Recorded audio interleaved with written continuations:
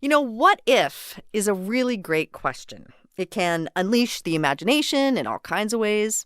Now, sure, you can find yourself lost in a grass is greener kind of rabbit hole. But if used in moderation, wondering what if can be a fascinating intellectual exercise. And it must be said that sports fans are particularly good at the what if. Sports, after all, is full of counterfactual possibilities, replete with drama. Deep to left. Yastrzemski will not get it. It's a home run. Here's Paxson for three. Yes, the Bulls. Lloyd with Morgan streaking. She's chipping the goalkeeper. Mike Pesca loves this drama, and he understands well the power of the what if, which is why he has put together a new book titled Upon Further Review, The Greatest What Ifs in Sports History, and he joins us now. Mike Pesca, host of The Gist and friend of the show, thanks for being with us. Well, thank you for having me, Rachel. And I do think, so you're saying sports fans understand what ifs. I was thinking as you said that, it's more as if we've had it thrust upon us.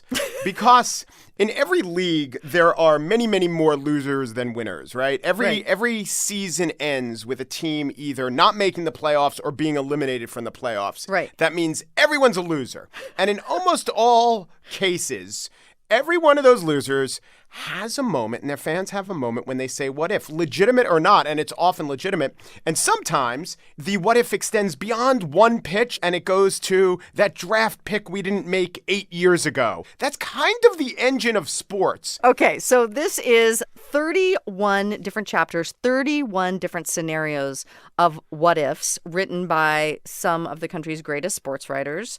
And I just want to go through a couple of these different scenarios. I want to start with one essay written by Jason Gay of the Wall Street Journal. And his essay is titled, What If Football Had Been Deemed Too Boring in 1899? So start us off by explaining what was happening in 1899. 1899, they were inventing this game. It turned into carnage between the lines. It was eventually rehabbed by Theodore Roosevelt because too many people were dying. But back then, it was just, bunches of guys grunting into a line and going 2 yards at a time. So football was boring then. What if it stayed boring and there was no football in America? And so Jason paints a picture of Sundays that are